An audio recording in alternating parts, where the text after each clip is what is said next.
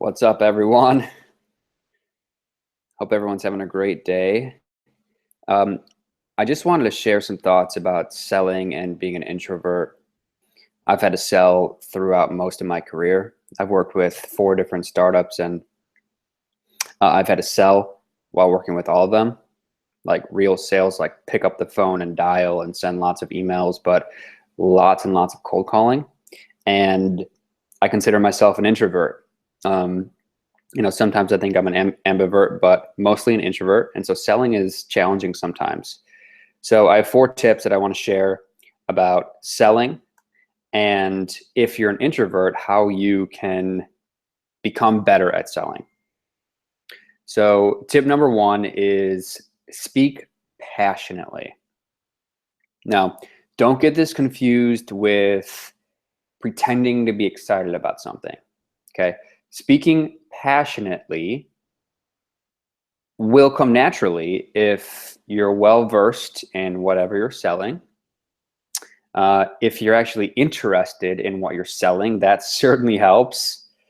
And being confident in what you're selling, right? So speaking with passion, again, doesn't mean you're pretending to be super excited and you're so happy to be talking with someone, and you talk in tones that aren't really you, right? You have to be authentic, but speaking passionately doesn't mean that you pretend to be overly excited, but really try to speak with some passion, right? Let that passion shine through, whether you're on the phone or you're in person. Speak with some passion, and that's going to take some practice, definitely. But the more you cold call, or the more you get in situations where you have to sell something and you're selling, the speaking passionately will come much more easier. Okay, so that's number 1. Number 2, and I already mentioned this, don't be overly excited. All right, so don't like fake excitement to try and get whoever you're talking to, your prospect or whoever it is, excited. Okay, it's not worth it. People can smell unauthentic people right away. So don't pretend to be excited. If you're not passionate and if you're not genuinely excited about what you're selling, then you need to rethink what you're doing, really. But don't pretend to be excited. It does not work. That's number 2. Number 3 is get good at positioning. Okay. So there's tons of resources about how to properly position what you're selling. And I was just reading a book the other day by Chris Voss called Never Split the Difference. Highly, highly recommend this book if you have any interest in getting good at sales. This is about negotiating and how to become a better negotiator. But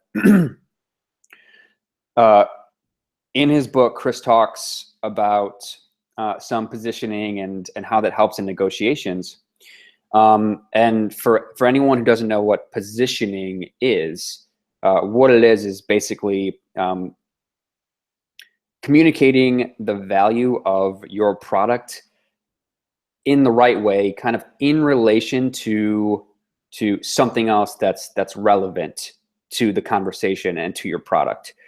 So, for example, back in the day, I worked at Best Buy, right? And I worked in computers, and I was selling computers. And so sometimes what I would do as I was helping somebody find the right computer, I never asked, or rarely asked somebody's budget, but what I would do to position a computer that I thought would be good for somebody, and trying to sell somebody a computer that was a good price, was show an expensive computer first, right? So I would show a $2,000 computer, and more often than not, people would be, I didn't work in a very affluent area, so more often than not,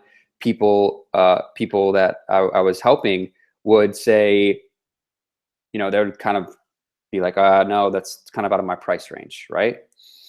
Then I would show them a $500 computer or maybe a $700 computer, and they were like, oh, okay, that's not bad. That's not bad.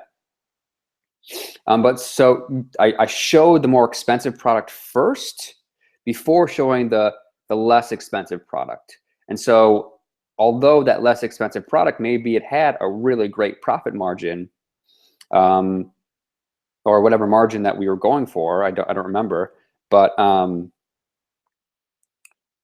my customer felt more comfortable with that price range because I showed them a really expensive computer first.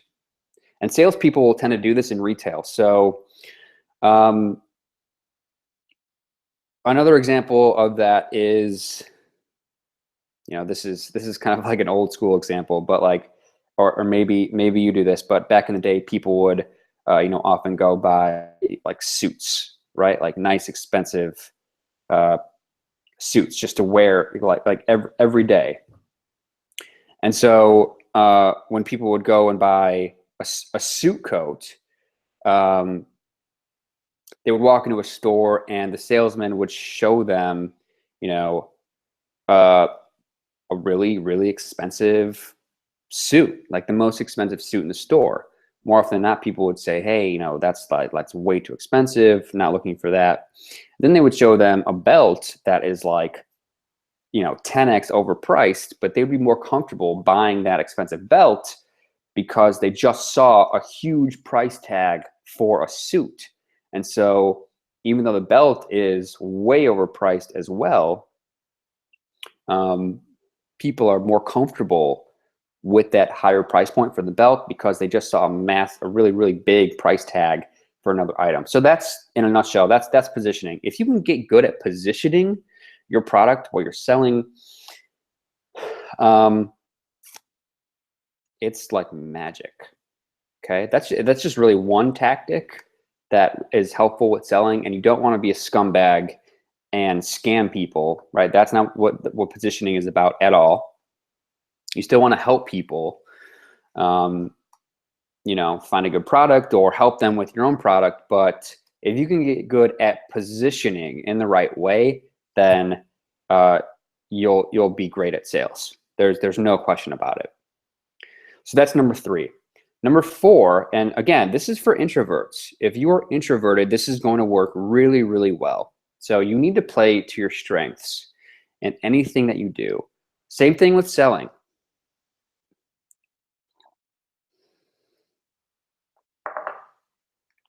Same thing with selling. So introverts tend to be more empathetic than, let's say, an extrovert. And because of that, if you use your empathy as a strength and utilize that part of yourself, that your empathetic nature when you're selling, it works really, really well because people want to know that you're listening to them and you understand them and you feel their pain, right? And whatever you're in during conversations. This does require asking good questions, but that should come naturally if you're empathetic. So I guess if there was a number 5, my 5th tip would be ask good questions. That takes a lot of practice, but it's not difficult. If you're afraid to ask questions, then you need to completely reconsider what you're doing. If you're tasked with selling, like completely reconsider being in sales or being an entrepreneur, because if you don't ask questions and you're afraid to ask questions, you're going, it's not going to end well. But back to being empathetic, what being empathetic means is basically like really understanding and being able to feel somebody else's emotions and pain, and you understand them, right? Being empathetic doesn't, it's not feeling bad for somebody. It's just understanding them. And so in sales, if you can connect with somebody on an empathetic level, and they they can feel that you really understand them and you're listening to them and you care about them, it comes down to caring about other people.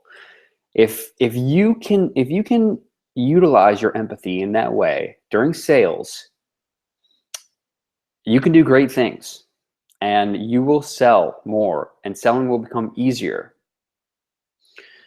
So this goes against the grain. Like a lot of big time sellers out there, like really big name people. They're loud, and they're sometimes obnoxious, and they have big egos, and things like that.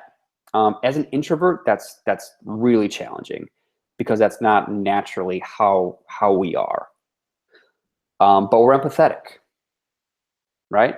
And so more often than not, the people who are loud and obnoxious and selling it in that way, like with bravado, have less empathy. And so they don't, they can't position themselves as an empathetic person, because it's unnatural for them.